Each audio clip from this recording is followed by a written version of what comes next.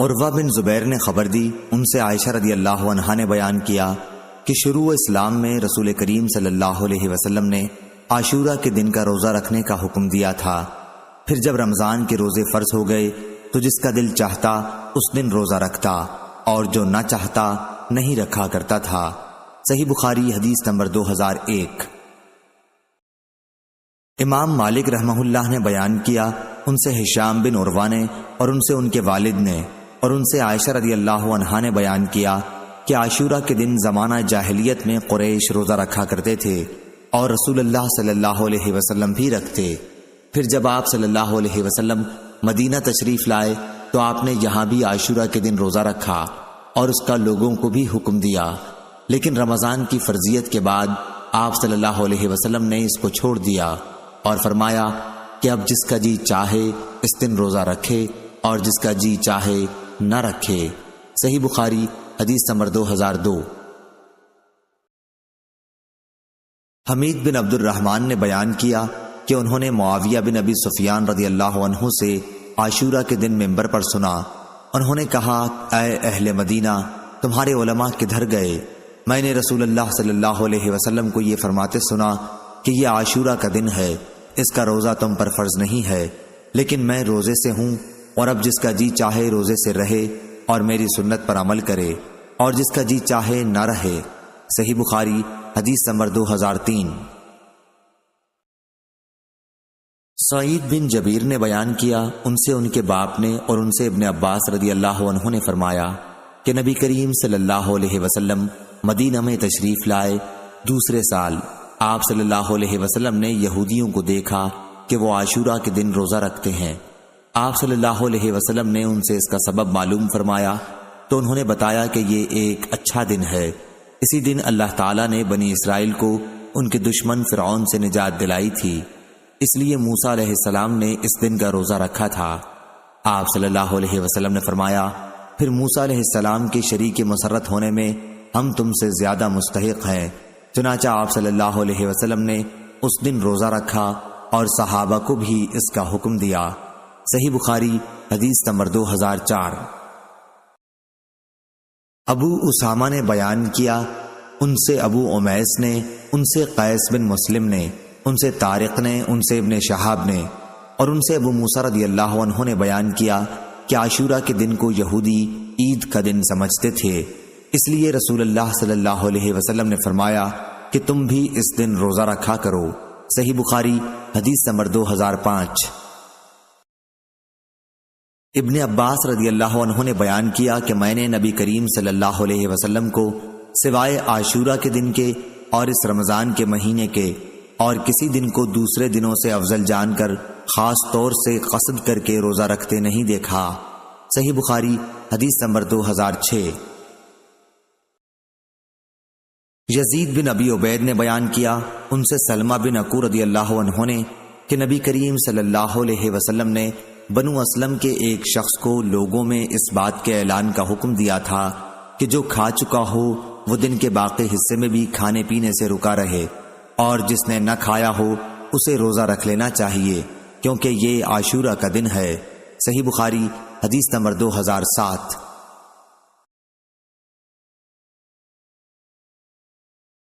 ابو سلمہ نے خبر دی، ان سے ابو ہریرہ رضی اللہ عنہ نے بیان کیا کہ میں نے رسول اللہ صلی اللہ علیہ وسلم سے سنا، آپ صلی اللہ علیہ وسلم رمضان کے فضائل بیان فرما رہے تھے کہ جو شخص بھی اس میں ایمان اور نیت اجر و ثواب کے ساتھ رات میں نماز کے لیے کھڑا ہو، اس کے اگلے تمام گناہ معاف کر دیے جائیں گے۔ صحیح بخاری حدیث نمبر 2008۔ امام مالک رحمہ اللہ نے خبر دی، انہیں ابن شہاب نے، انہیں حمید بن عبد الرحمن نے اور انہیں ابو ہریرہ رضی اللہ عنہ نے کہ رسول اللہ صلی اللہ علیہ وسلم نے فرمایا، جس نے رمضان کی راتوں میں بیدار رہ کر نماز تراویح پڑھی ایمان اور ثواب کی نیت کے ساتھ، اس کے اگلے تمام گناہ معاف ہو جائیں گے۔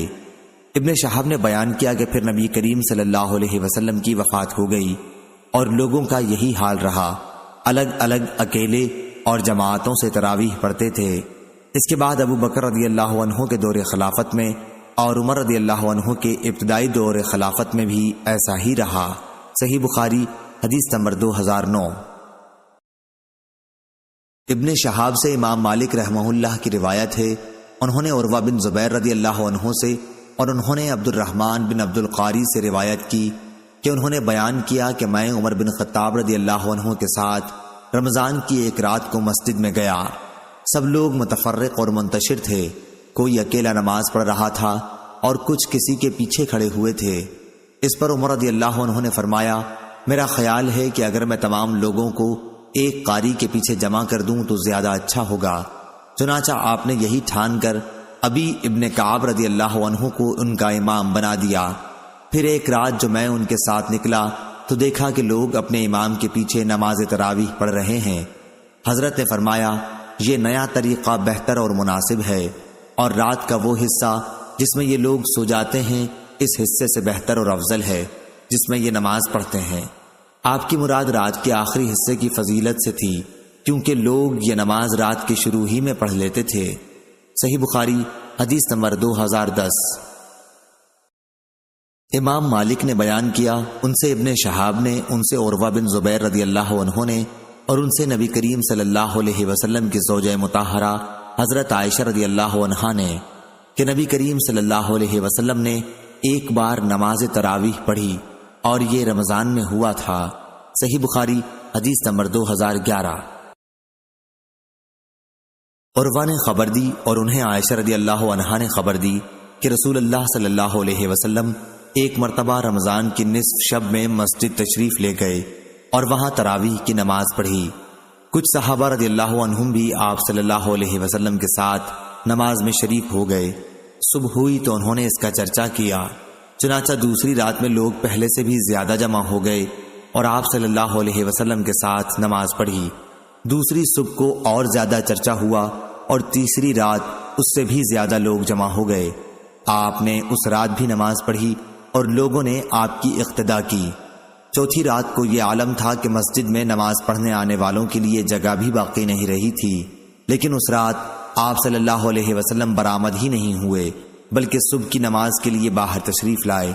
جب نماز پڑھ لی تو لوگوں کی طرف متوجہ ہو کر شہادت کے بعد فرمایا، اما بعد، تمہارے یہاں جمع ہونے کا مجھے علم تھا، لیکن مجھے خوف اس کا ہوا کہ کہیں یہ نماز تم پر فرض نہ کر دی جائے اور پھر تم اس کی ادائیگی سے عاجز ہو جاؤ۔ چنانچہ جب نبی کریم صلی اللہ علیہ وسلم کی وفات ہوئی تو یہی کیفیت قائم رہی۔ صحیح بخاری حدیث نمبر 2012۔ امام مالک رحمہ اللہ نے بیان کیا، ان سے سعید مقبری نے، ان سے ابو سلمہ بن عبد الرحمن نے کہ انہوں نے عائشہ رضی اللہ عنہا سے پوچھا کہ رسول اللہ صلی اللہ علیہ وسلم تراویح یا تہجد کی نماز رمضان میں کتنی رکعتیں پڑھتے تھے؟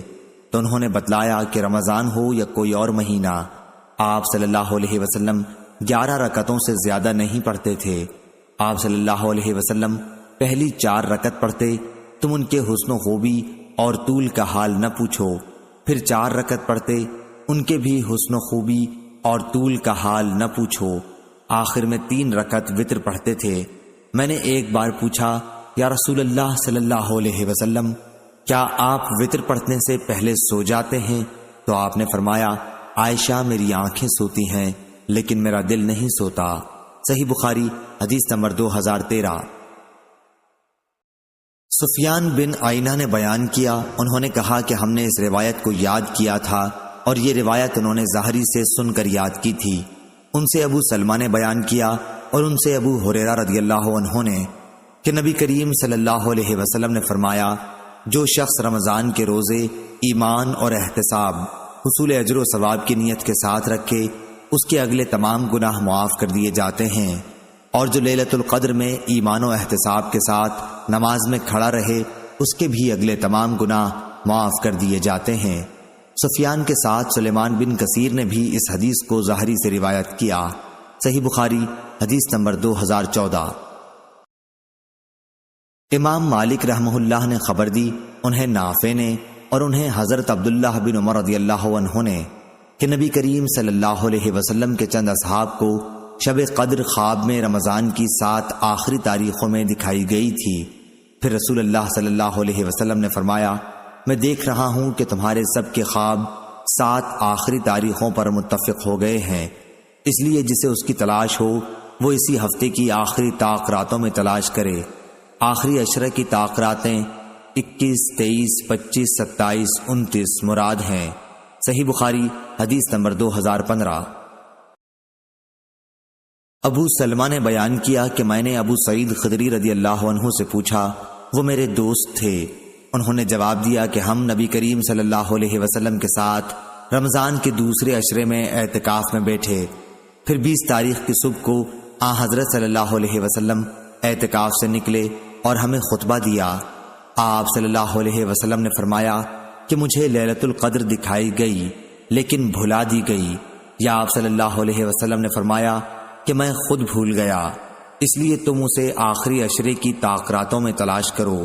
میں نے یہ بھی دیکھا ہے کہ خواب میں کہ گویا میں کیچڑ میں سجدہ کر رہا ہوں، اس لیے جس نے میرے ساتھ اعتکاف کیا ہو وہ پھر لوٹ آئے اور اعتکاف میں بیٹھے۔ خیر ہم نے پھر اعتکاف کیا۔ اس وقت آسمان پر بادل کا ایک ٹکڑا بھی نہیں تھا، لیکن دیکھتے ہی دیکھتے بادل آیا اور بارش اتنی ہوئی کہ مسجد کی چھت سے پانی ٹپکنے لگا جو کھجور کی شاخوں سے بنی ہوئی تھی۔ پھر نماز کی تکبیر ہوئی تو میں نے دیکھا کہ رسول اللہ صلی اللہ علیہ وسلم کیچڑ میں سجدہ کر رہے تھے، یہاں تک کہ کیچڑ کا نشان میں نے آپ صلی اللہ علیہ وسلم کی پیشانی پر دیکھا۔ صحیح بخاری حدیث نمبر 2016۔ ابو سہیل نے بیان کیا، ان سے ان کے باپ مالک بن ابی عامر نے اور ان سے عائشہ رضی اللہ عنہا نے کہ رسول اللہ صلی اللہ علیہ وسلم نے فرمایا، شب قدر کو رمضان کے آخری عشرے کی طاق راتوں میں ڈھونڈو۔ صحیح بخاری حدیث نمبر 2017۔ عبدالعزیز دراوردی نے بیان کیا، ان سے یزید بن ہاد نے، ان سے محمد بن ابراہیم نے، ان سے ابو سلمہ نے اور ان سے ابو سعید خدری رضی اللہ عنہ نے کہ نبی کریم صلی اللہ علیہ وسلم رمضان کے اس عشرے میں اعتکاف کیا کرتے جو مہینے کے بیچ میں پڑتا ہے۔ 20 راتوں کے گزر جانے کے بعد جب 21ویں تاریخ کی رات آتی تو شام کو آپ صلی اللہ علیہ وسلم گھر واپس آ جاتے۔ جو لوگ آپ کے ساتھ اعتکاف میں ہوتے وہ بھی اپنے گھروں میں واپس آ جاتے۔ ایک رمضان میں آپ صلی اللہ علیہ وسلم جب اعتکاف کیے ہوئے تھے تو اس رات میں بھی مسجد ہی میں مقیم رہے جس میں آپ کی عادت گھر آ جانے کی تھی۔ پھر آپ نے لوگوں کو خطبہ دیا اور جو کچھ اللہ پاک نے چاہا آپ نے لوگوں کو اس کا حکم دیا۔ پھر فرمایا کہ میں اس دوسرے عشرے میں اعتکاف کیا کرتا تھا، لیکن اب مجھ پر یہ ظاہر ہوا ہے کہ اب اس آخری عشرے میں مجھے اعتکاف کرنا چاہیے، اس لیے جس نے میرے ساتھ اعتکاف کیا ہے وہ اپنے معتکف ہی میں ٹھہرا رہے۔ اور مجھے یہ رات شب قدر دکھائی گئی لیکن پھر بھلوا دی گئی، اس لیے تم لوگ اسے آخری عشرے کی طاق راتوں میں تلاش کرو۔ میں نے خواب میں اپنے کو دیکھا کہ اس رات کیچڑ میں سجدہ کر رہا ہوں، پھر اس رات آسمان پر ابر ہوا اور بارش برسی۔ نبی کریم صلی اللہ علیہ وسلم کے نماز پڑھنے کی جگہ چھت سے پانی ٹپکنے لگا۔ یہ 21ویں کی رات کا ذکر ہے۔ میں نے خود اپنی آنکھوں سے دیکھا کہ آپ صلی اللہ علیہ وسلم صبح کی نماز کے بعد واپس ہو رہے تھے اور آپ کے چہرے مبارک پر کیچڑ لگی ہوئی تھی۔ صحیح بخاری حدیث نمبر 2018۔ ہشام بن عروہ نے کہا کہ مجھے میرے والد نے خبر دی، انہیں عائشہ رضی اللہ عنہا نے کہ نبی کریم صلی اللہ علیہ وسلم نے فرمایا، شب قدر کو تلاش کرو۔ صحیح بخاری حدیث نمبر 2019۔ عبدہ بن سلیمان نے خبر دی، انہیں ہشام بن عروہ نے، انہیں ان کے والد عروہ بن زبیر نے اور انہیں ام المومنین حضرت عائشہ رضی اللہ عنہا نے کہ نبی کریم صلی اللہ علیہ وسلم رمضان کے آخری عشرے میں اعتکاف کرتے اور فرماتے کہ رمضان کے آخری عشرے میں شب قدر کو تلاش کرو۔ صحیح بخاری حدیث نمبر 2020۔ ایوب سختیانی نے بیان کیا، ان سے اکرمہ نے اور ان سے ابن عباس رضی اللہ عنہ نے کہ نبی کریم صلی اللہ علیہ وسلم نے فرمایا، شب قدر کو رمضان کے آخری عشرے میں تلاش کرو، جب 9 راتیں باقی رہ جائیں یا 5 راتیں باقی رہ جائیں، یعنی 21 یا 23 یا 25ویں راتوں میں شب قدر کو تلاش کرو۔ صحیح بخاری حدیث نمبر 2021۔ ابن عباس رضی اللہ عنہ نے بیان کیا کہ نبی کریم صلی اللہ علیہ وسلم نے فرمایا، شب قدر رمضان کے آخری عشرے میں پڑتی ہے جب 9 راتیں گزر جائیں یا 7 باقی رہ جائیں، آپ صلی اللہ علیہ وسلم کی مراد شب قدر سے تھی۔ عبد الوہاب نے ایوب اور خالد سے بیان کیا، ان سے اکرمہ نے اور ان سے ابن عباس رضی اللہ عنہ نے کہ شب قدر کو 24 تاریخ کی رات میں تلاش کرو۔ صحیح بخاری حدیث نمبر 2022۔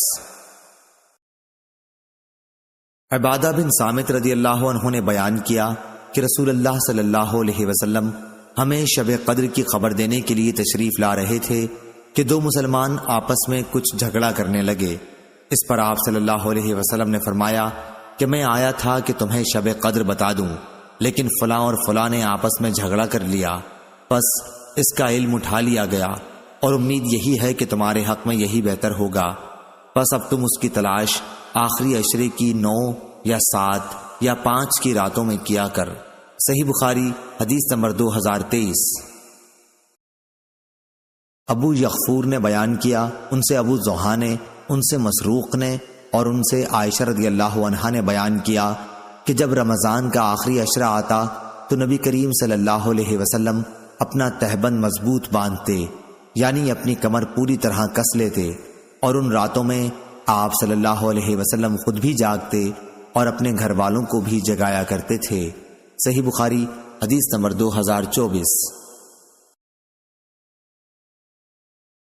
نافع نے خبر دی اور ان سے عبداللہ بن عمر رضی اللہ عنہ نے کہا کہ رسول اللہ صلی اللہ علیہ وسلم رمضان کے آخری عشرے میں اعتکاف کرتے تھے۔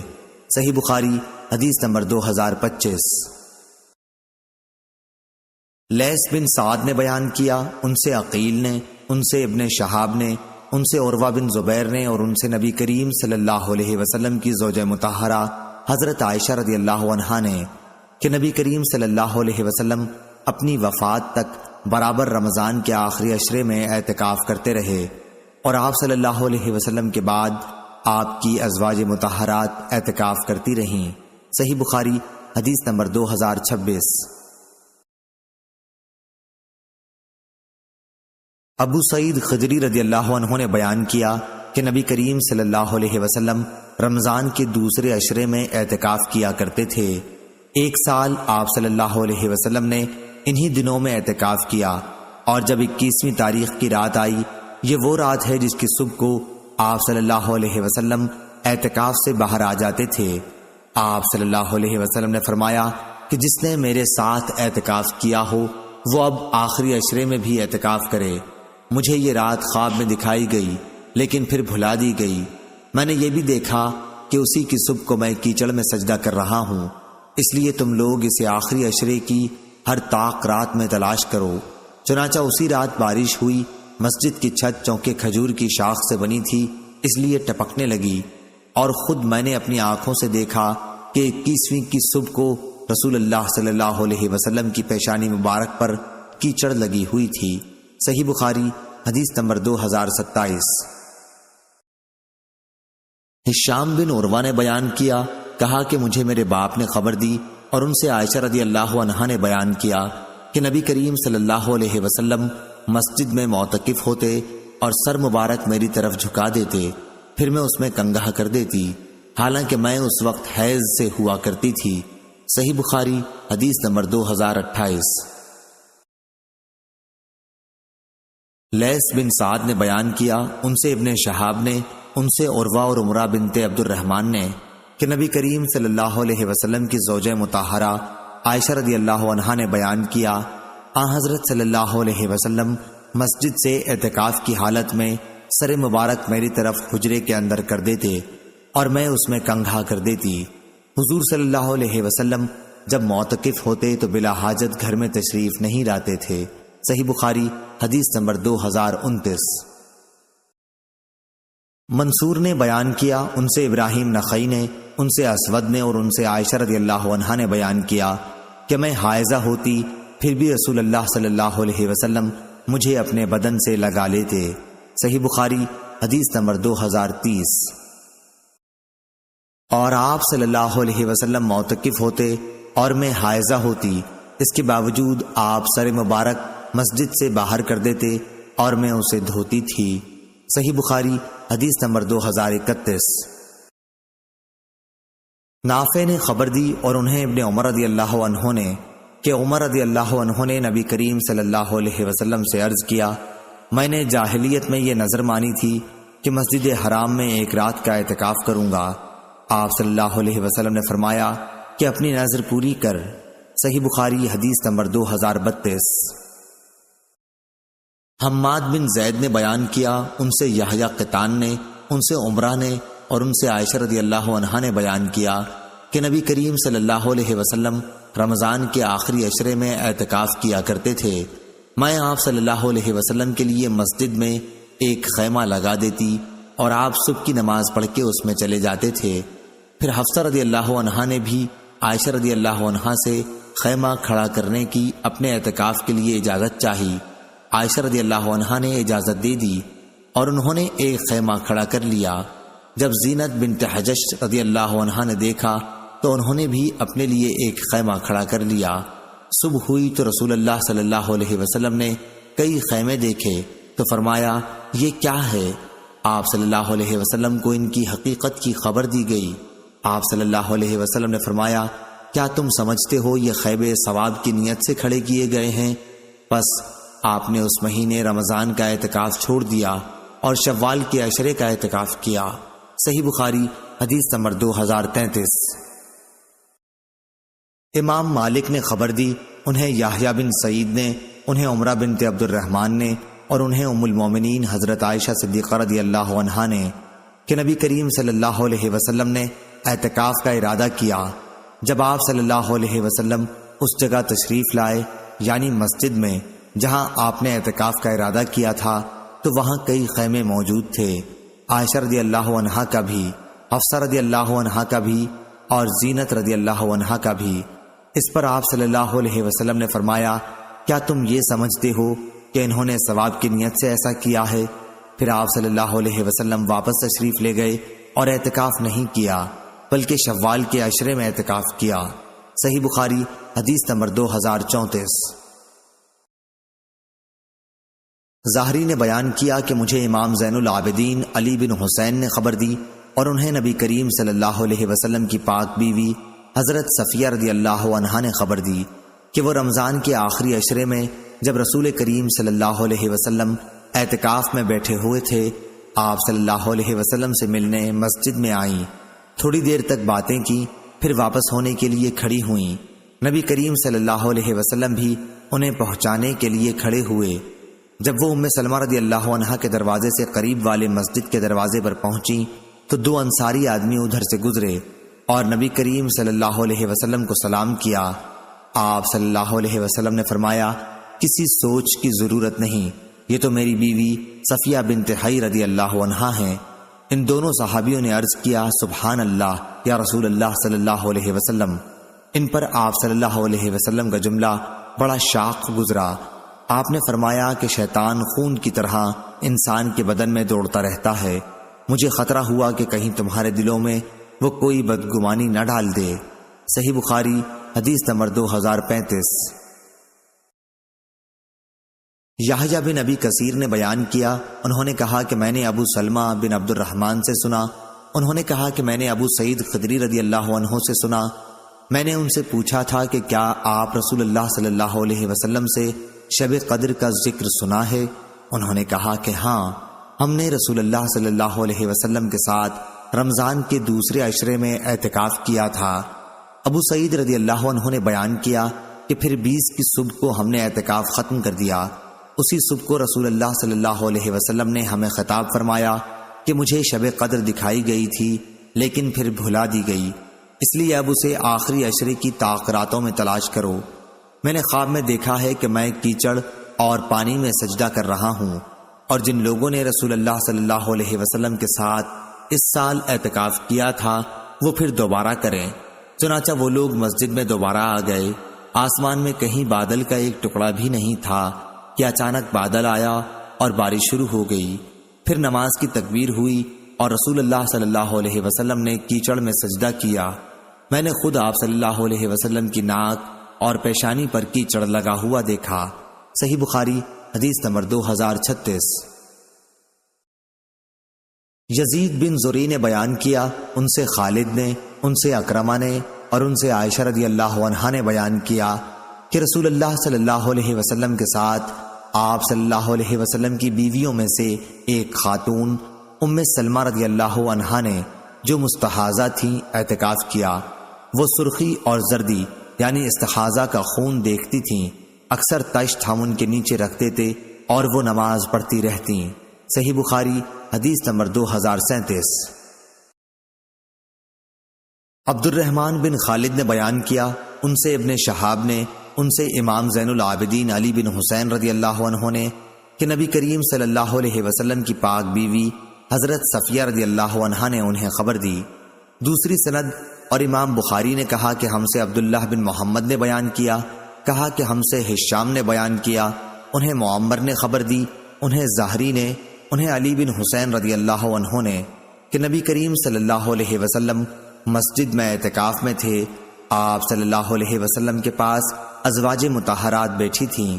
جب وہ چلنے لگیں تو آپ نے صفیہ بنت حی رضی اللہ عنہا سے فرمایا کہ جلدی نہ کر، میں تمہیں چھوڑنے چلتا ہوں۔ ان کا حجرہ دارالاسامہ میں تھا۔ چنانچہ جب رسول اللہ صلی اللہ علیہ وسلم ان کے ساتھ نکلے تو دو انصاری صحابیوں سے آپ کی ملاقات ہوئی۔ ان دونوں حضرات نے نبی کریم صلی اللہ علیہ وسلم کو دیکھا اور جلدی سے آگے بڑھ جانا چاہا، لیکن آپ صلی اللہ علیہ وسلم نے فرمایا، ٹھہرو، ادھر سنو، یہ صفیہ بنت حی رضی اللہ عنہا ہے جو میری بیوی ہیں۔ ان حضرات نے عرض کی، سبحان اللہ۔ آپ صلی اللہ علیہ وسلم نے فرمایا کہ شیطان انسان کے جسم میں خون کی طرح دوڑتا ہے، اور مجھے خطرہ یہ ہوا کہ کہیں تمہارے دلوں میں بھی وہ کوئی بری بات نہ ڈال دے۔ صحیح بخاری حدیث نمبر 2038۔ اسماعیل بن عبداللہ نے بیان کیا، انہوں نے کہا کہ مجھے میرے بھائی نے خبر دی، انہیں سلیمان نے، انہیں محمد بن ابی عتیق نے، انہیں ابن شہاب نے، انہیں علی بن حسین رضی اللہ عنہ نے کہ صفیہ رضی اللہ عنہا نے انہیں خبر دی۔ دوسری سند اور ہم سے علی بن عبداللہ نے بیان کیا، ان سے سفیان بن عینہ نے بیان کیا، کہا کہ میں نے زہری سے سنا، وہ علی بن حسین رضی اللہ عنہ سے خبر دیتے تھے کہ صفیہ رضی اللہ عنہا نبی کریم صلی اللہ علیہ وسلم کے یہاں آئیں۔ آپ اس وقت اعتکاف میں تھے۔ پھر جب وہ واپس ہونے لگیں تو آپ صلی اللہ علیہ وسلم بھی ان کے ساتھ تھوڑی دور تک انہیں چھوڑنے آئے۔ آتے ہوئے ایک انصاری صحابی رضی اللہ عنہ نے آپ کو دیکھا۔ جب حضرت صلی اللہ علیہ وسلم کی نظر ان پر پڑی تو فوراً آپ نے انہیں بلوایا کہ سنو، یہ میری بیوی صفیہ رضی اللہ عنہا ہیں۔ سفیان نے یا صفیہ کے بجائے بعض اوقات حاضی صفیہ کے الفاظ کہے۔ اس کی وضاحت اس لیے ضروری سمجھی کہ شیطان انسان کے جسم میں خون کی طرح دوڑتا رہتا ہے۔ میں علی بن عبداللہ نے سفیان سے پوچھا کہ غالباً وہ رات کو آتی رہی ہوں گی، تو انہوں نے فرمایا کہ رات کے سوا اور وقت ہی کون سا ہو سکتا تھا۔ صحیح بخاری حدیث نمبر 2039۔ ابن جریج نے بیان کیا، ان سے ابن ابی نجیح کے ماموں سلیمان احول نے، ان سے ابو سلمہ نے، اور ان سے ابو سعید خدری رضی اللہ عنہ نے۔ دوسری سند سفیان نے کہا اور ہم سے محمد بن عمرو نے بیان کیا، ان سے ابو سلمہ نے اور ان سے ابو سعید خدری رضی اللہ عنہ نے۔ سفیان نے یہ بھی کہا کہ مجھے یقین کے ساتھ یاد ہے کہ ابن ابی لبید نے ہم سے یہ حدیث بیان کی تھی، ان سے ابو سلمہ اور ان سے ابو سعید خدری رضی اللہ عنہ نے کہ ہم رسول اللہ صلی اللہ علیہ وسلم کے ساتھ رمضان کے دوسرے عشرے میں اعتکاف کے لیے بیٹھے۔ 20ویں کی صبح کو ہم نے اپنا سامان مسجد سے اٹھا لیا، پھر رسول اللہ صلی اللہ علیہ وسلم تشریف لائے اور فرمایا کہ جس نے دوسرے عشرے میں اعتکاف کیا ہے وہ دوبارہ اعتکاف کی جگہ چلے، کیونکہ میں نے آج کی رات شب قدر کو خواب میں دیکھا ہے۔ میں نے یہ بھی دیکھا کہ میں کیچڑ میں سجدہ کر رہا ہوں۔ پھر جب اپنے اعتکاف کی جگہ مسجد میں آپ صلی اللہ علیہ وسلم دوبارہ آ گئے تو اچانک بادل منڈلائے اور بارش ہوئی۔ اس ذات کی قسم جس نے حضور اکرم صلی اللہ علیہ وسلم کو حق کے ساتھ بھیجا ہے، آسمان پر اسی دن کے آخری حصے میں ابر ہوا تھا۔ مسجد کھجور کی شاخوں سے بنی ہوئی تھی، اس لیے چھت سے پانی ٹپکا۔ جب آپ صلی اللہ علیہ وسلم نے نماز صبح ادا کی تو میں نے دیکھا کہ آپ کی ناک اور پیشانی پر کیچڑ کا اثر تھا۔ صحیح بخاری حدیث نمبر 2040۔ محمد بن فضیل بن غزوان نے خبر دی، انہیں یحییٰ بن سعید نے، انہیں عمرہ بنت عبد الرحمن نے اور ان سے عائشہ رضی اللہ عنہا نے کہ رسول اللہ صلی اللہ علیہ وسلم ہر رمضان میں اعتکاف کیا کرتے۔ آپ صلی اللہ علیہ وسلم صبح کی نماز پڑھنے کے بعد اس جگہ جاتے جہاں آپ کو اعتکاف کے لیے بیٹھنا ہوتا۔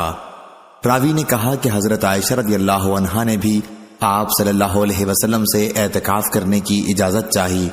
آپ نے انہیں اجازت دے دی، اس لیے انہوں نے اپنے لیے بھی مسجد میں ایک خیمہ لگایا۔ حفصہ رضی اللہ عنہا زوجہ مطہرہ نبی کریم صلی اللہ علیہ وسلم نے سنا تو انہوں نے بھی ایک خیمہ لگا لیا۔ زینب رضی اللہ عنہا زوجہ مطہرہ نبی کریم صلی اللہ علیہ وسلم نے سنا تو انہوں نے بھی ایک خیمہ لگایا۔ صبح کو جب آن حضرت صلی اللہ علیہ وسلم نماز پڑھ کر لوٹے تو 4 خیمے نظر پڑے۔ آپ نے دریافت فرمایا یہ کیا ہے؟ آپ صلی اللہ علیہ وسلم کو حقیقت حال کی اطلاع دی گئی۔ آپ صلی اللہ علیہ وسلم نے فرمایا انہوں نے ثواب کی نیت سے یہ نہیں کیا بلکہ صرف ایک دوسرے کی ریس سے یہ کیا ہے۔ انہیں اکھاڑ دو، میں انہیں اچھا نہیں سمجھتا۔ چنانچہ وہ اکھاڑ دیے گئے، اور آپ صلی اللہ علیہ وسلم نے بھی اس سال رمضان میں اعتکاف نہیں کیا بلکہ شوال کے آخری عشرے میں اعتکاف کیا۔ صحیح بخاری حدیث نمبر 2041۔ عبداللہ بن عمر رضی اللہ عنہ نے بیان کیا ان سے عمر بن خطاب رضی اللہ عنہ نے کہ انہوں نے پوچھا یا رسول اللہ صلی اللہ علیہ وسلم، میں نے جاہلیت میں نظر مانی تھی کہ ایک رات کا مسجد حرام میں اعتکاف کروں گا۔ حضور صلی اللہ علیہ وسلم نے فرمایا کہ پھر اپنی نظر پوری کر۔ چنانچہ عمر رضی اللہ عنہ نے ایک رات بھر اعتکاف کیا۔ صحیح بخاری حدیث نمبر 2042۔ ابو اسامہ نے بیان کیا ان سے عبید اللہ نے، ان سے نافع نے، ان سے ابن عمر رضی اللہ عنہ نے کہ حضرت عمر رضی اللہ عنہ نے زمانے جاہلیت میں مسجد حرام میں اعتکاف کی نظر مانی تھی۔ عبید نے بیان کیا کہ میرا خیال ہے کہ انہوں نے رات بھر کا ذکر کیا تھا، تو رسول اللہ صلی اللہ علیہ وسلم نے فرمایا کہ اپنی نظر پوری کر۔ صحیح بخاری حدیث نمبر 2043۔ ابو بکر بن عیاش نے بیان کیا ان سے ابو حسین عثمان بن عاصم نے، ان سے ابو صالح سمان نے اور ان سے ابو ہریرہ رضی اللہ عنہ نے بیان کیا کہ رسول اللہ صلی اللہ علیہ وسلم ہر سال رمضان میں 10 دن کا اعتکاف کیا کرتے تھے، لیکن جس سال آپ کا انتقال ہوا اس سال آپ صلی اللہ علیہ وسلم نے 20 دن کا اعتکاف کیا تھا۔ صحیح بخاری حدیث نمبر 2044۔ عمرہ بنت عبد الرحمن نے بیان کیا ان سے عائشہ رضی اللہ عنہا نے کہ رسول کریم صلی اللہ علیہ وسلم نے رمضان کے آخری عشرے میں اعتکاف کے لیے ذکر کیا۔ عائشہ رضی اللہ عنہا نے بھی آپ صلی اللہ علیہ وسلم سے اجازت مانگی، آپ نے انہیں اجازت دے دی۔ پھر حفصہ رضی اللہ عنہا نے عائشہ رضی اللہ عنہا سے کہا کہ ان کے لیے بھی اجازت لے دیں، چنانچہ انہوں نے ایسا کر دیا۔ جب زینب بنت حجرش رضی اللہ عنہا نے دیکھا تو انہوں نے بھی خیمہ لگانے کے لیے کہا اور ان کے لیے بھی خیمہ لگا دیا گیا۔ انہوں نے ذکر کیا کہ رسول اللہ صلی اللہ علیہ وسلم صبح کی نماز کے بعد اپنے خیمے میں تشریف لے جاتے۔ آج آپ صلی اللہ علیہ وسلم کو بہت سے خیمے دکھائی دیے۔ آپ نے فرمایا کہ یہ کیا ہے؟ لوگوں نے بتایا کہ عائشہ، حفصہ اور زینب رضی اللہ عنہم کے خیمے ہیں۔ اس پر آپ صلی اللہ علیہ وسلم نے فرمایا بھلا کیا ان کی ثواب کی نیت ہے؟ اب میں بھی اعتکاف نہیں کروں گا۔ پھر جب ماہ رمضان ختم ہو گیا تو آپ صلی اللہ علیہ وسلم نے شوال میں اعتکاف کیا۔ صحیح بخاری حدیث نمبر 2045۔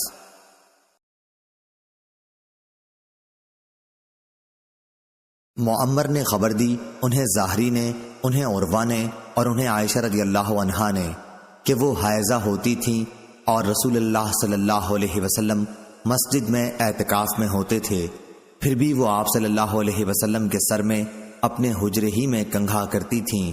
آپ صلی اللہ علیہ وسلم اپنا سر مبارک ان کی طرف بڑھا دیتے۔ صحیح بخاری حدیث نمبر 2046۔ ابو سلمہ بن عبد الرحمن نے خبر دی کہ ابو ہریرہ رضی اللہ عنہ نے کہا تم لوگ کہتے ہو کہ ابو ہریرہ رضی اللہ عنہ تو رسول اللہ صلی اللہ علیہ وسلم کی احادیث بہت زیادہ بیان کرتا ہے، اور یہ بھی کہتے ہو کہ مہاجرین و انصار ابو ہریرہ رضی اللہ عنہ کی طرح کیوں حدیث نہیں بیان کرتے؟ اصل وجہ یہ ہے کہ میرے بھائی مہاجرین بازار کی خرید و فروخت میں مشغول رہا کرتے تھے، اور میں اپنا پیٹ بھرنے کے بعد پھر برابر رسول اللہ صلی اللہ علیہ وسلم کی خدمت میں حاضر رہتا، اس لیے جب یہ بھائی غیر حاضر ہوتے تو میں اس وقت بھی حاضر رہتا، اور میں وہ باتیں آپ صلی اللہ علیہ وسلم سے سن کر یاد کر لیتا جس سے ان حضرات کو اپنے کاروبار کی مشغولیت کی وجہ سے یا تو سننے کا موقع نہیں ملتا تھا یا وہ بھول جایا کرتے تھے۔ اسی طرح میرے بھائی انصار اپنے اموال کھیتوں اور باغوں میں مشغول رہتے، لیکن میں صفہ میں مقیم مسکینوں میں سے ایک مسکین آدمی تھا۔ جب یہ حضرات انصار بھولتے تو میں اسے یاد رکھتا۔ ایک مرتبہ رسول کریم صلی اللہ علیہ وسلم نے ایک حدیث بیان کرتے ہوئے فرمایا تھا کہ جو کوئی اپنا کپڑا پھیلائے اور اس وقت تک پھیلائے رکھے جب تک اپنی یہ گفتگو نہ پوری کر لوں، پھر جب میری گفتگو پوری ہو جائے تو اس کپڑے کو سمیٹ لے، تو وہ میری باتوں کو اپنے دل و دماغ میں ہمیشہ یاد رکھے گا۔ چنانچہ میں نے اپنا کمبل اپنے سامنے پھیلا دیا۔ پھر جب رسول کریم صلی اللہ علیہ وسلم نے اپنا مقالہ مبارک ختم فرمایا تو میں نے اسے سمیٹ کر اپنے سینے سے لگایا، اور اس کے بعد پھر کبھی میں آپ صلی اللہ علیہ وسلم کی کوئی حدیث نہیں بھولا۔ صحیح بخاری حدیث نمبر 2047۔ سعد نے بیان کیا، ان سے ان کے دادا ابراہیم بن عبد الرحمن بن عوف رضی اللہ عنہ نے بیان کیا کہ عبد الرحمن بن عوف رضی اللہ عنہ نے کہا کہ جب ہم مدینہ آئے تو رسول اللہ صلی اللہ علیہ وسلم نے میرے اور سعد بن ربی انصاری کے درمیان بھائی چارہ کرا دیا۔ سعد بن ربی رضی اللہ عنہ نے کہا کہ میں انصار کے سب سے زیادہ مالدار لوگوں میں سے ہوں، اس لیے اپنا آدھا مال میں آپ کو دیتا ہوں، اور آپ خود دیکھ لیں کہ میری 2 بیویوں میں سے آپ کو کون زیادہ پسند ہے، میں آپ کے لیے انہیں اپنے سے الگ کر دوں گا، یعنی طلاق دے دوں گا۔ جب ان کی عدت پوری ہو جائے تو آپ ان سے نکاح کر لیں۔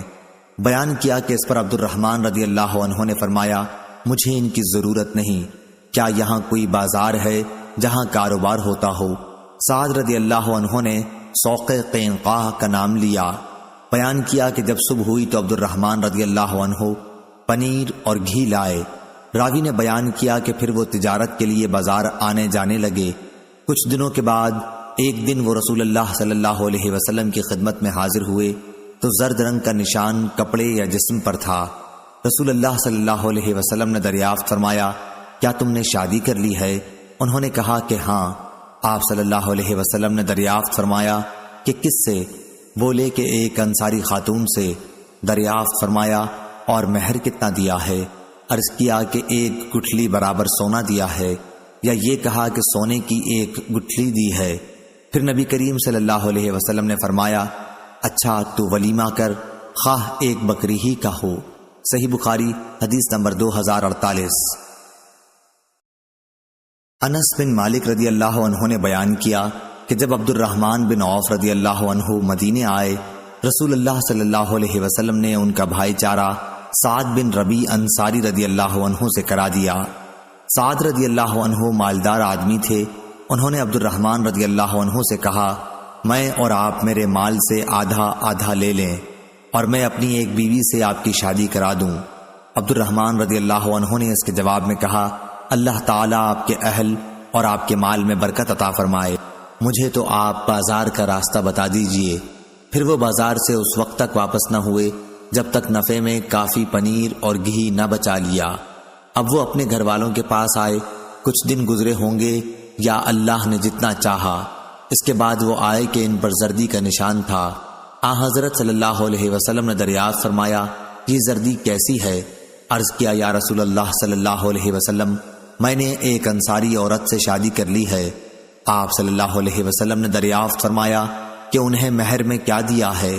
عرض کیا، سونے کی 1 گٹھلی، یا یہ کہا کہ 1 گٹھلی برابر سونا۔ آپ صلی اللہ علیہ وسلم نے فرمایا کہ اچھا اب ولیمہ کر، اگرچہ 1 بکری ہی کا ہو۔ صحیح بخاری حدیث نمبر 2049۔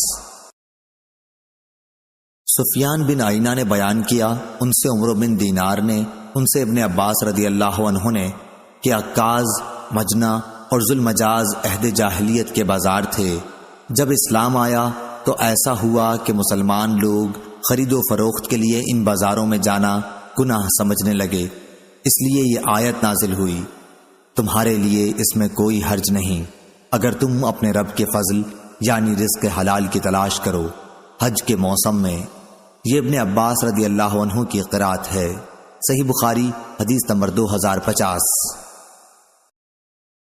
ابراہیم بن ابی عدی نے بیان کیا، ان سے عبداللہ بن عون نے، ان سے شعبی نے، انہوں نے نعمان بن بشیر رضی اللہ عنہ سے سنا، انہوں نے کہا کہ میں نے نبی کریم صلی اللہ علیہ وسلم سے سنا۔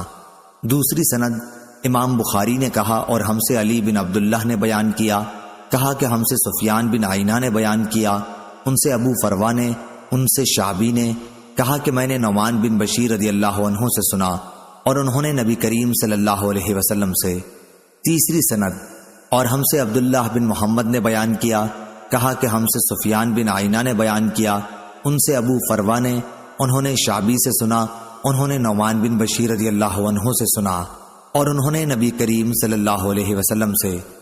چوتھی سند اور ہم سے محمد بن کثیر نے بیان کیا، کہا کہ ہم کو سفیان سوری نے خبر دی، انہیں ابو فروا نے، انہیں شعبی نے اور ان سے نعمان بن بشیر رضی اللہ عنہ نے بیان کیا کہ نبی کریم صلی اللہ علیہ وسلم نے فرمایا، حلال بھی کھلا ہوا ہے اور حرام بھی ظاہر ہے، لیکن ان دونوں کے درمیان کچھ مشتبہ چیزیں ہیں، پس جو شخص ان چیزوں کو چھوڑے جن کے گناہ ہونے یا نہ ہونے میں شبہ ہے، وہ ان چیزوں کو تو ضرور ہی چھوڑ دے گا جن کا گناہ ہونا ظاہر ہے، لیکن جو شخص شبے کی چیزوں کے کرنے کی جرات کرے گا تو قریب ہے کہ وہ ان گناہوں میں بھی مبتلا ہو جائے جو بالکل واضح طور پر گناہ ہیں۔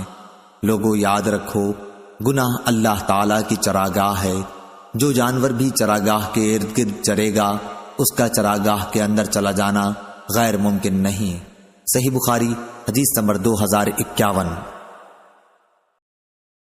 عبداللہ بن ابی ملیکہ نے بیان کیا، ان سے عقبہ بن حارث رضی اللہ عنہ نے کہ ایک سیاہ فام خاتون آئیں اور دعویٰ کیا کہ انہوں نے ان دونوں عقبہ اور ان کی بیوی کو دودھ پلایا ہے۔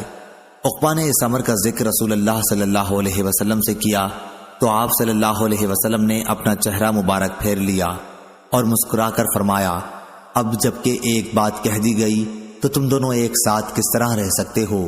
ان کے نکاح میں ابو احاب تمیمی کی صاحبزادی تھیں۔ صحیح بخاری حدیث نمبر 2052۔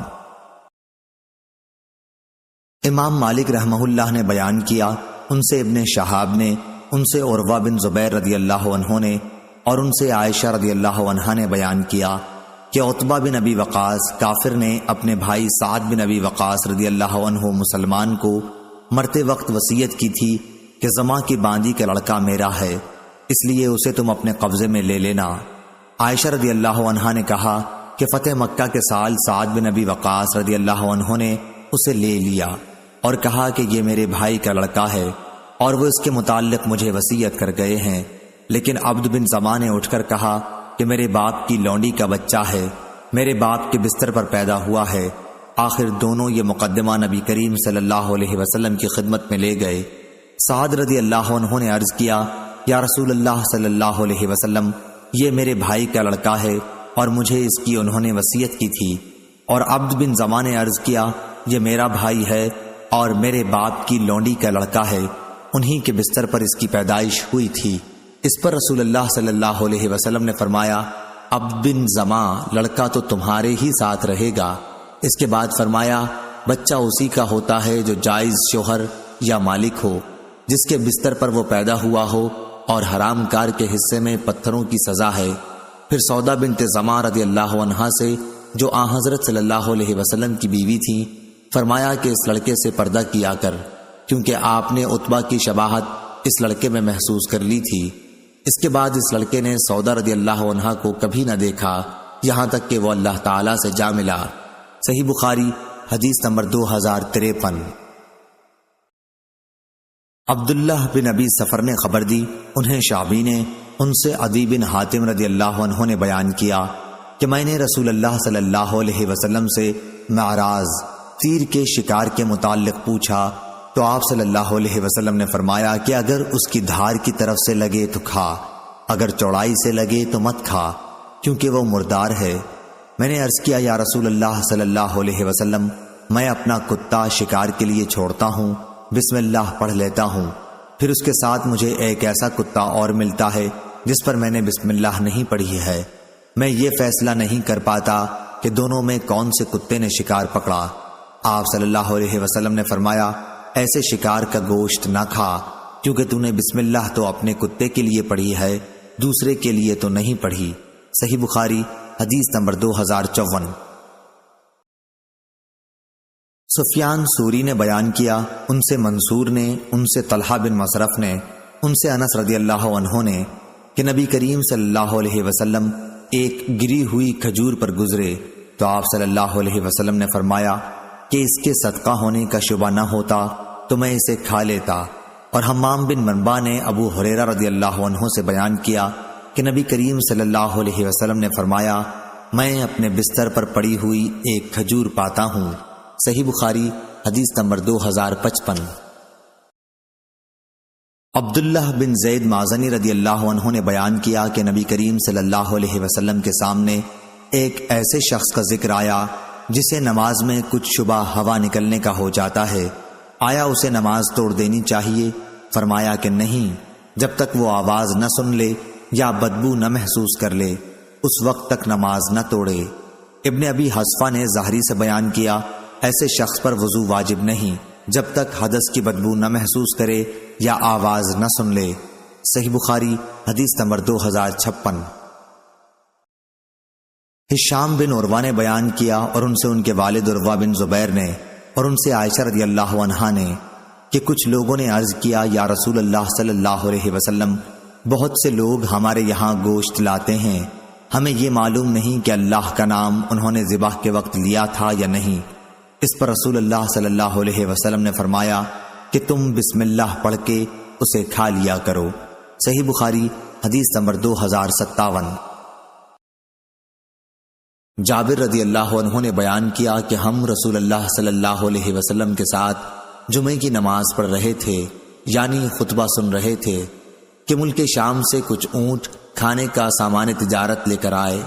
سب نمازی لوگ ان کی طرف متوجہ ہو گئے اور رسول اللہ صلی اللہ علیہ وسلم کے ساتھ 12 آدمیوں کے سوا اور کوئی باقی نہ رہا۔ اس پر یہ آیت نازل ہوئی، جب وہ مال تجارت یا کوئی تماشا دیکھتے ہیں تو اس کی طرف دوڑ پڑتے ہیں۔ صحیح بخاری حدیث نمبر 2058۔ ابن ابی ذئب نے بیان کیا، کہا کہ ہم سے سعید مقبری نے بیان کیا اور ان سے ابو ہریرہ رضی اللہ عنہ نے کہ نبی کریم صلی اللہ علیہ وسلم نے فرمایا لوگوں پر ایک ایسا زمانہ آئے گا کہ انسان کوئی پرواہ نہیں کرے گا کہ جو اس نے حاصل کیا ہے وہ حلال سے ہے یا حرام سے ہے۔ صحیح بخاری حدیث نمبر 2059۔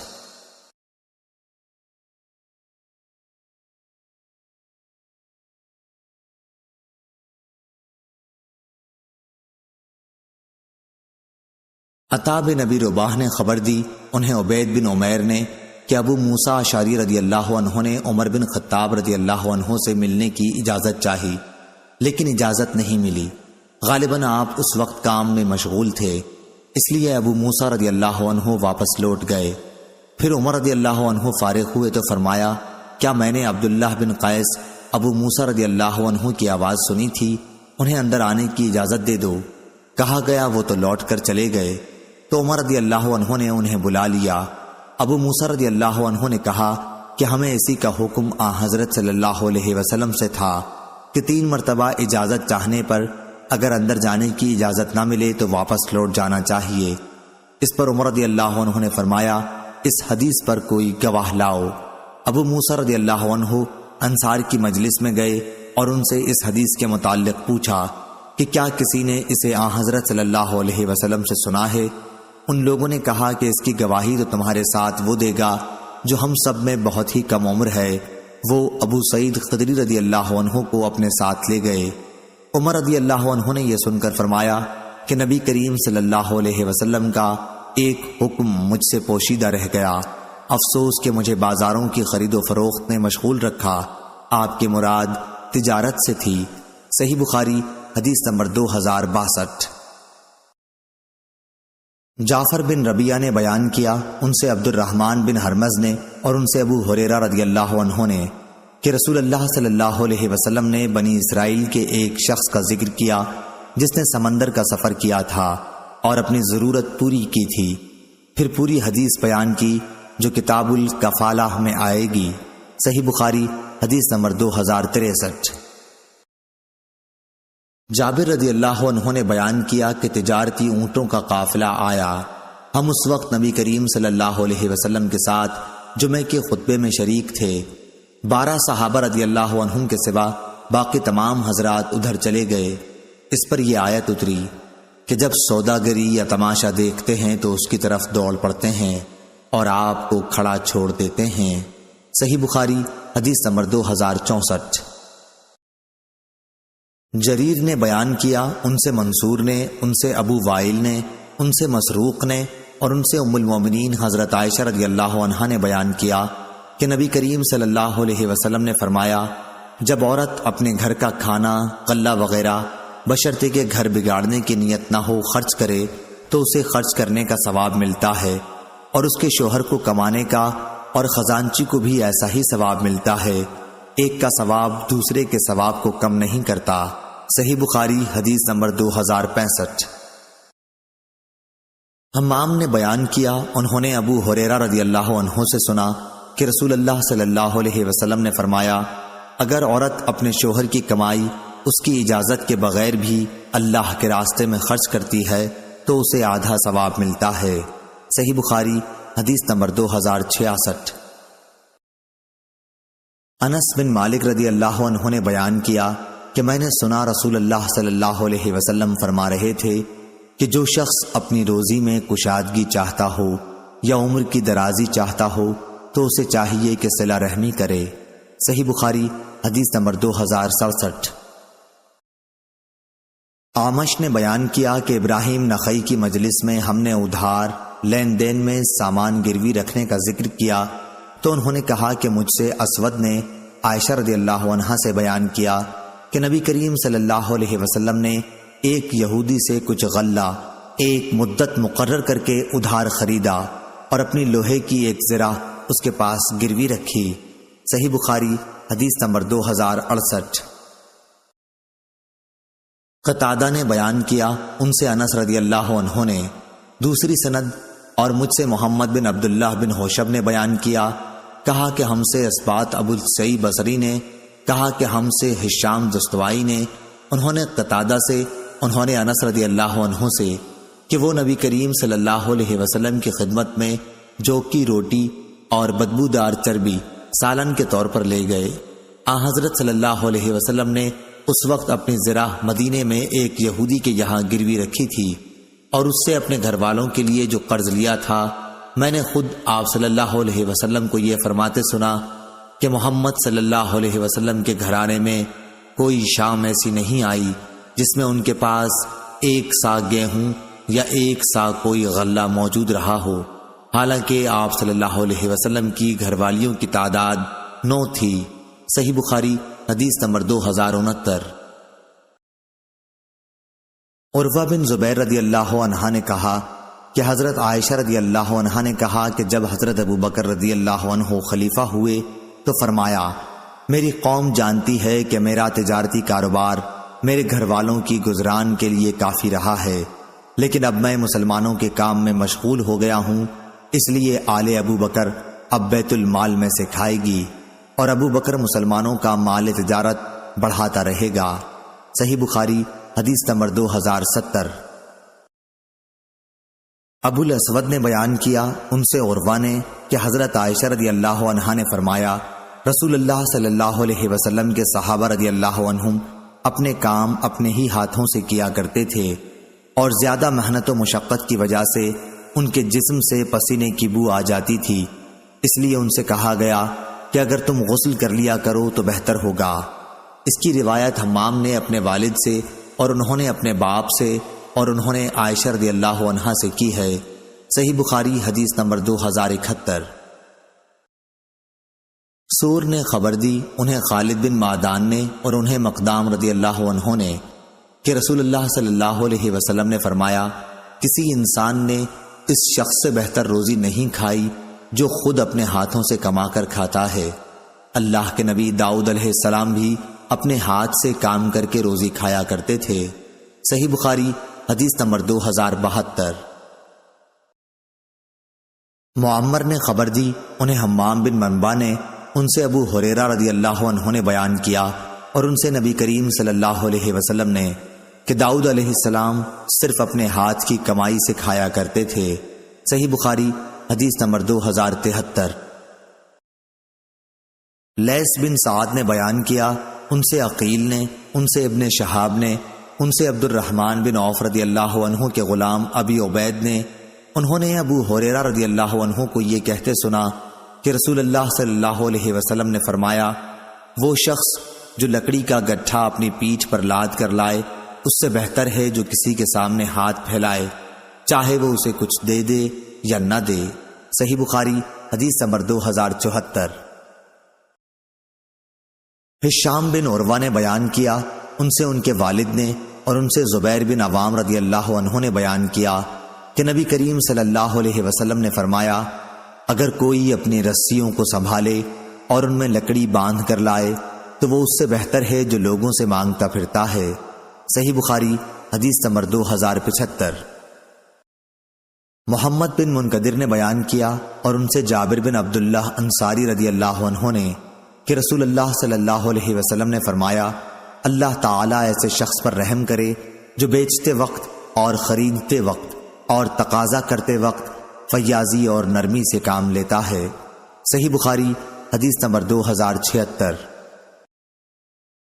حذیفہ بن یمان رضی اللہ عنہ نے بیان کیا کہ نبی کریم صلی اللہ علیہ وسلم نے فرمایا، تم سے پہلے گزشتہ امتوں کے کسی شخص کی روح کے پاس موت کے وقت فرشتے آئے اور پوچھا کہ تو نے کچھ اچھے کام بھی کیے ہیں؟ روح نے جواب دیا کہ میں اپنے نوکروں سے کہا کرتا تھا کہ وہ مالدار لوگوں کو جو ان کے مقروض ہوں مہلت دے دیا کریں اور ان پر سختی نہ کریں اور محتاجوں کو معاف کر دیا کریں۔ راوی نے بیان کیا کہ آن حضرت صلی اللہ علیہ وسلم نے فرمایا، پھر فرشتوں نے بھی اس سے درگزر کیا اور سختی نہیں کی۔ اور ابو مالک نے ربعی سے اپنی روایت میں یہ الفاظ بیان کیے، کھاتے کماتے کے ساتھ اپنا حق لیتے وقت نرم معاملہ کرتا تھا اور تنگ حال مقروض کو مہلت دے دیتا تھا۔ اس کی مطابقت شعبہ نے کی ہے، ان سے عبد الملک نے اور ان سے ربعی نے بیان کیا۔ ابو ایوانا نے کہا کہ ان سے عبد الملک نے ربعی سے بیان کیا کہ اس روح نے یہ الفاظ کہے تھے، میں کھاتے کماتے کو مہلت دے دیتا تھا اور تنگ حال والے مقروض سے درگزر کرتا تھا۔ اور نعیم بن ابی ہند نے بیان کیا ان سے ربعی نے کہ روح نے یہ الفاظ کہے تھے، میں کھاتے کماتے لوگوں کے جن پر میرا کوئی حق واجب ہوتا عذر قبول کر لیا کرتا تھا اور تنگ حال والے سے درگزر کر دیتا تھا۔ صحیح بخاری حدیث نمبر 2077۔ محمد بن ولید زبیدی نے بیان کیا، ان سے ظاہری نے، ان سے عبید اللہ بن عبداللہ نے، انہوں نے ابو ہریرہ رضی اللہ عنہ سے سنا کہ نبی کریم صلی اللہ علیہ وسلم نے فرمایا، ایک تاجر لوگوں کو قرض دیا کرتا تھا، جب کسی تنگ دست کو دیکھتا تو اپنے نوکروں سے کہہ دیتا کہ اس سے درگزر کر جاؤ، شاید کہ اللہ تعالیٰ بھی ہم سے آخرت میں درگزر فرمائے۔ چنانچہ اللہ تعالیٰ نے اس کے مرنے کے بعد اس کو بخش دیا۔ صحیح بخاری حدیث نمبر 2078۔ شعبہ نے بیان کیا، ان سے قتادہ نے، ان سے صالح ابو خلیل نے، ان سے عبداللہ بن حارث نے، انہوں نے حکیم بن حزام رضی اللہ عنہ سے کہ رسول اللہ صلی اللہ علیہ وسلم نے فرمایا، خریدنے اور بیچنے والوں کو اس وقت تک اختیار بھی ختم کر دینے کا ہے جب تک دونوں جدا نہ ہوں، یا آپ صلی اللہ علیہ وسلم نے معلم یتفرقہ کے بجائے حتیٰ یتفرقہ فرمایا۔ حضرت صلی اللہ علیہ وسلم نے مزید ارشاد فرمایا، پس اگر دونوں نے سچائی سے کام لیا اور ہر بات صاف صاف کھول دی تو ان کی خرید و فروخت میں برکت ہوتی ہے، لیکن اگر کوئی بات چھپا کر رکھی یا جھوٹ کہی تو ان کی برکت ختم کر دی جاتی ہے۔ صحیح بخاری حدیث نمبر 2079۔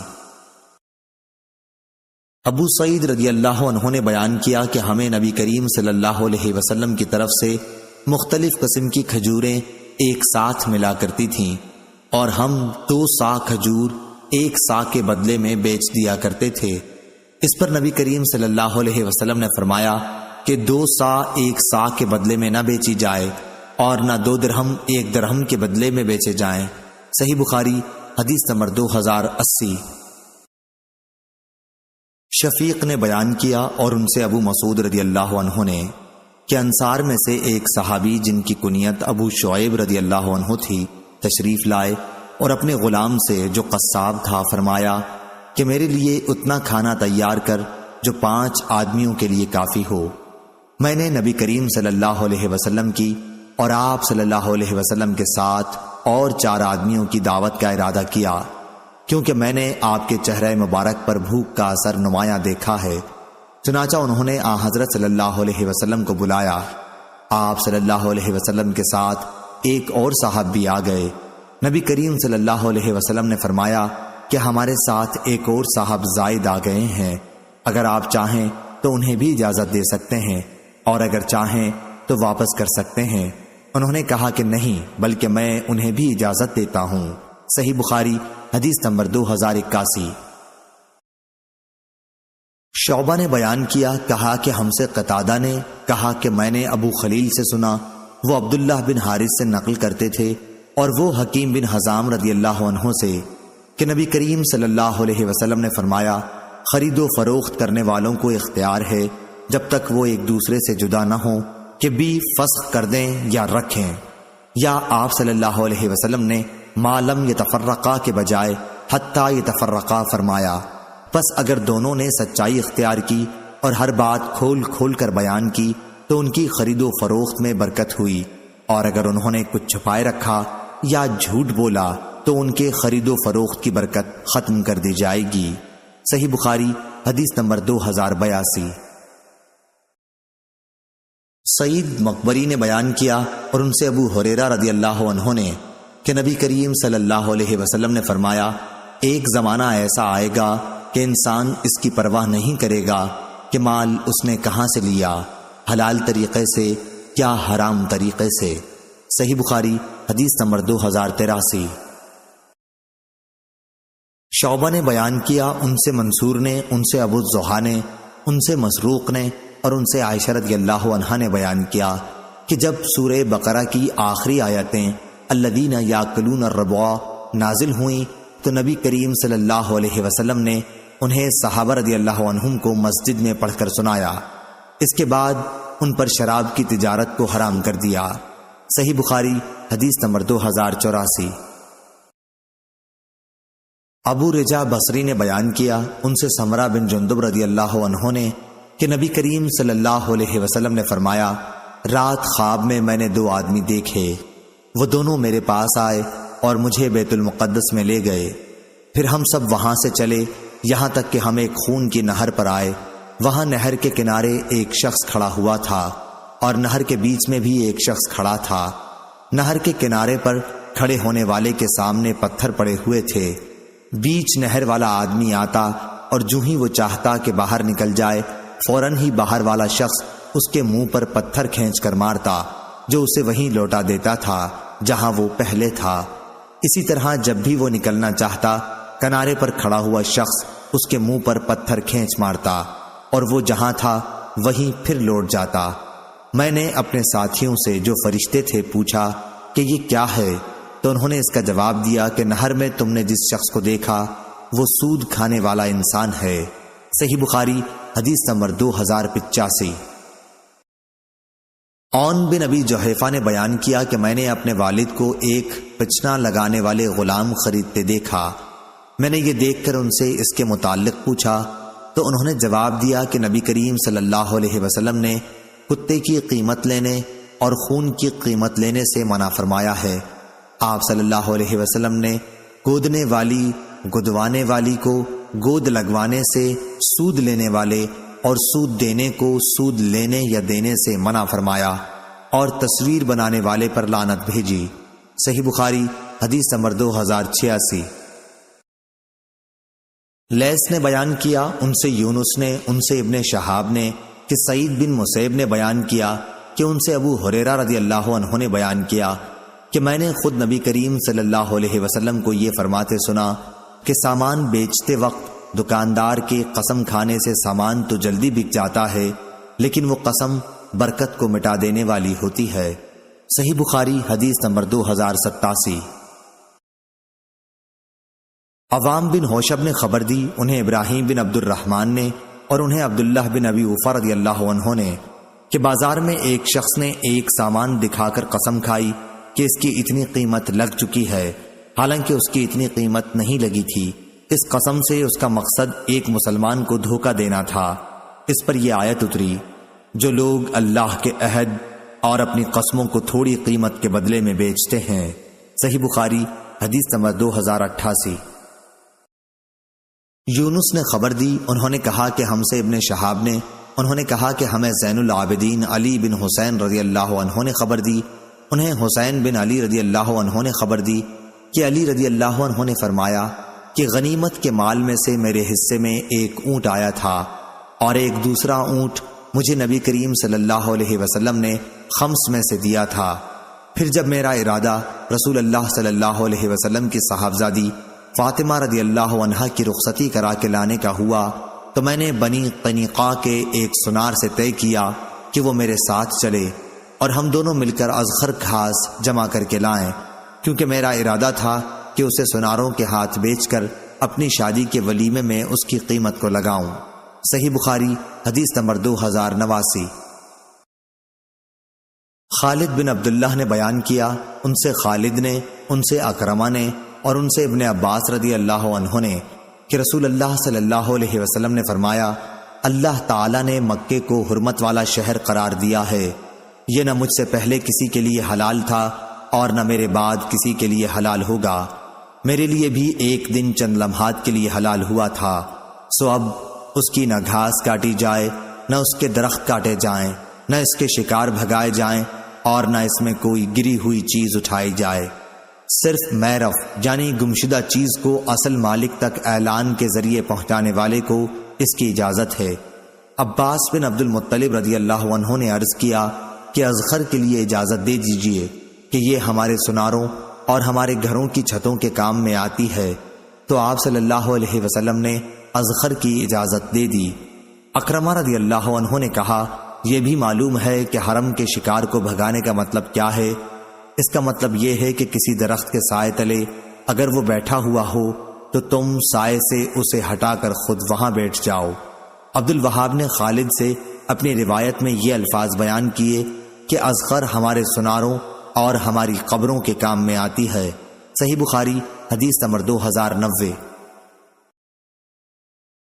محمد بن ابی عدی نے بیان کیا ان سے شعبہ نے، ان سے سلیمان نے، ان سے ابو الضحیٰ نے، ان سے مسروق نے اور ان سے خباب بن ارت رضی اللہ عنہ نے کہ میں جاہلیت کے زمانے میں لوہار کا کام کرتا تھا، آس بن وائل کافر پر میرا کچھ قرض تھا، میں ایک دن اس پر تقاضا کرنے گیا، اس نے کہا کہ جب تک تو محمد صلی اللہ علیہ وسلم کا انکار نہیں کرے گا تو تیرا قرض نہیں دوں گا۔ میں نے جواب دیا کہ میں آپ صلی اللہ علیہ وسلم کا انکار اس وقت تک نہیں کروں گا جب تک اللہ تعالیٰ تیری جان نہ لے لے، پھر تو دوبارہ اٹھایا جائے۔ اس نے کہا کہ پھر مجھے بھی مہلت دے کہ میں مر جاؤں پھر دوبارہ اٹھایا جاؤں اور مجھے مال اور اولاد ملے، اس وقت میں بھی تمہارا قرض ادا کر دوں گا۔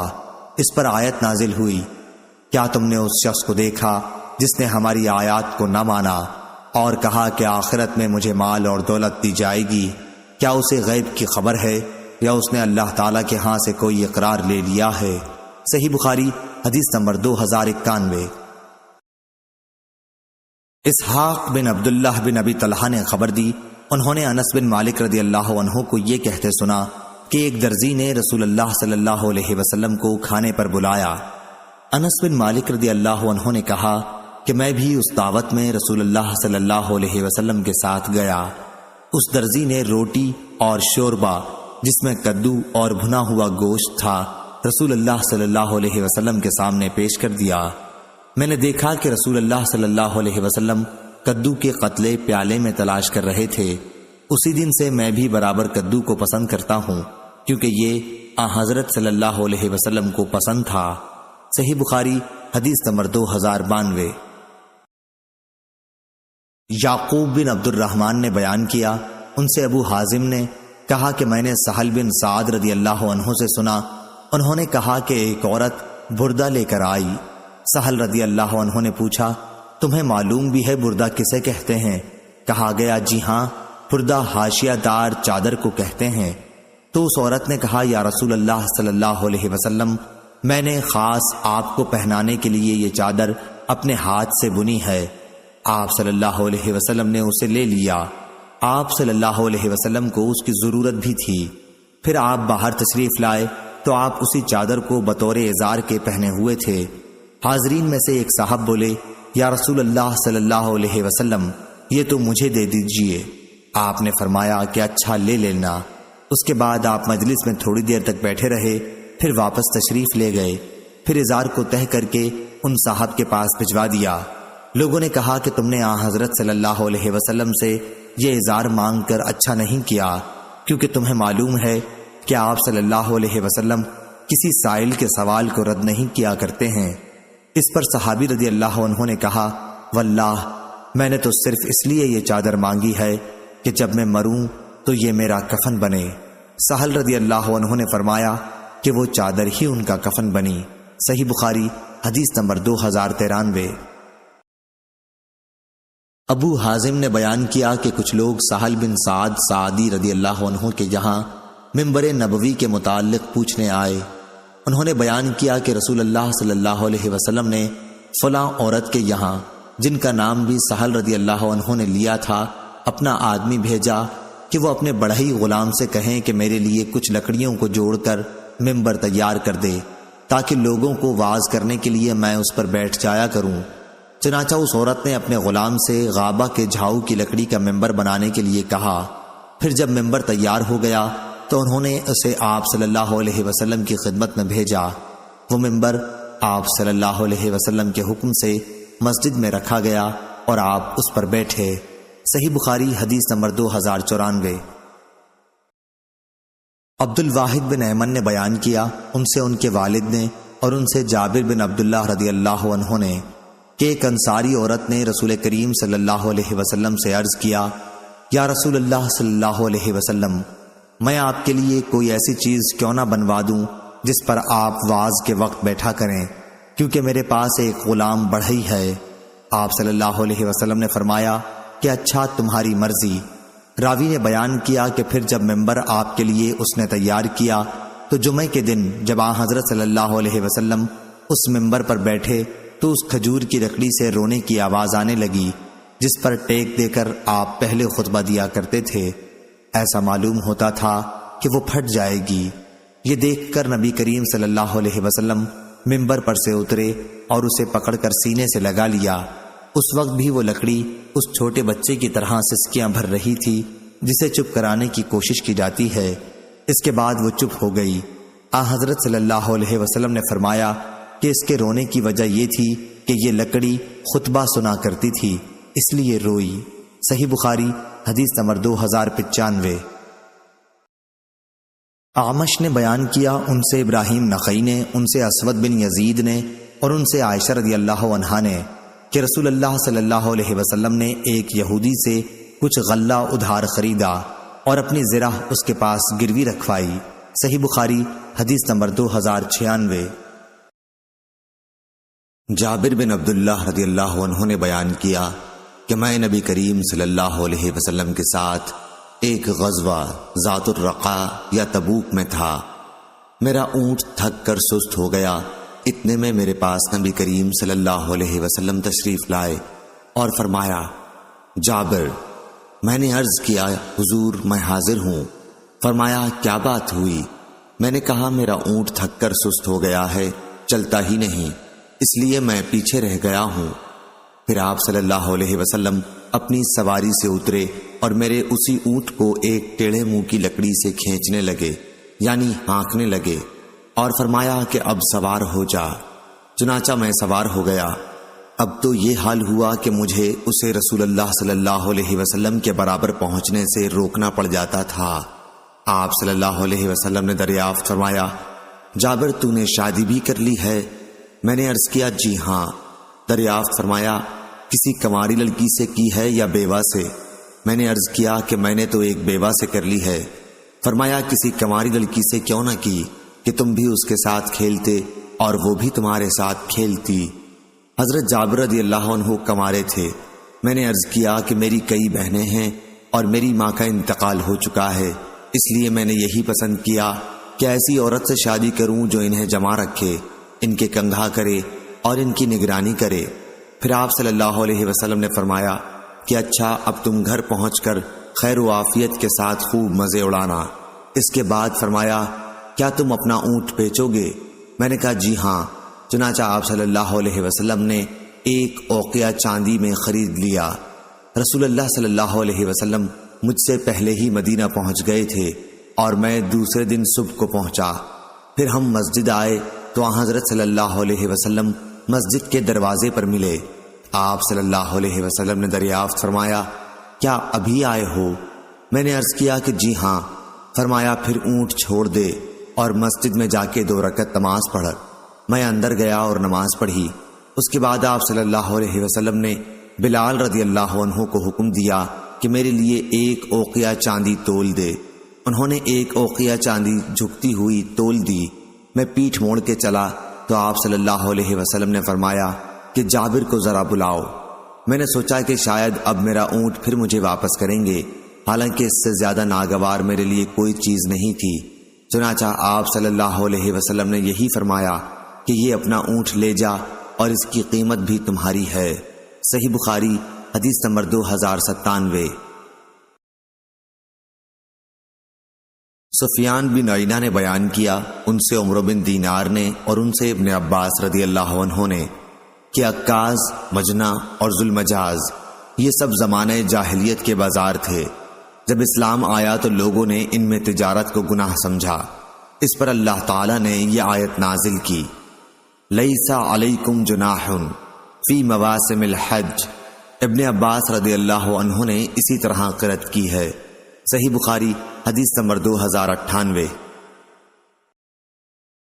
عمرو بن دینار نے کہا، یہاں مکے میں ایک شخص نواس نام کا تھا، اس کے پاس ایک بیمار اونٹ تھا۔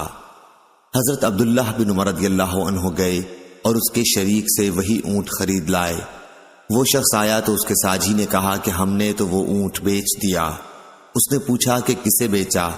شریک نے کہا کہ ایک شیخ کے ہاتھوں جو اس طرح کے تھے۔ اس نے کہا، افسوس، وہ تو عبداللہ بن عمر رضی اللہ عنہ تھے۔ چنانچہ وہ آپ کی خدمت میں حاضر ہوا اور عرض کیا کہ میرے ساتھی نے آپ کو مریض اونٹ بیچ دیا ہے، اور آپ سے اس نے اس کے مرض کی وضاحت بھی نہیں کی۔ عبداللہ بن عمر رضی اللہ عنہ نے فرمایا کہ پھر اسے واپس لے جاؤ۔ بیان کیا کہ جب وہ اس کو لے جانے لگا تو عبداللہ بن عمر رضی اللہ عنہ نے فرمایا کہ اچھا رہنے دو، ہم رسول اللہ صلی اللہ علیہ وسلم کے فیصلے پر راضی ہیں۔ آپ صلی اللہ علیہ وسلم نے فرمایا تھا کہ لا عدوا، یعنی امراض چھوت والے نہیں ہوتے۔ علی بن عبداللہ بدیری نے کہا کہ سفیان نے اس روایت کو عمر سے سنا۔ صحیح بخاری حدیث نمبر 2099۔ عبداللہ بن مسلمہ نے بیان کیا، کہا کہ ہم سے امام مالک نے، کہا ان سے یحییٰ بن سعید نے، کہا ان سے ابن افلاح نے، ان سے ابو قتادہ رضی اللہ عنہ کے غلام ابو محمد نے، اور ان سے ابو قتادہ رضی اللہ عنہ نے، کہ ہم غزوہ حنین کے سال رسول اللہ صلی اللہ علیہ وسلم کے ساتھ نکلے۔ نبی کریم صلی اللہ علیہ وسلم نے مجھے ایک ذرہ بخش دی اور میں نے اسے بیچ دیا۔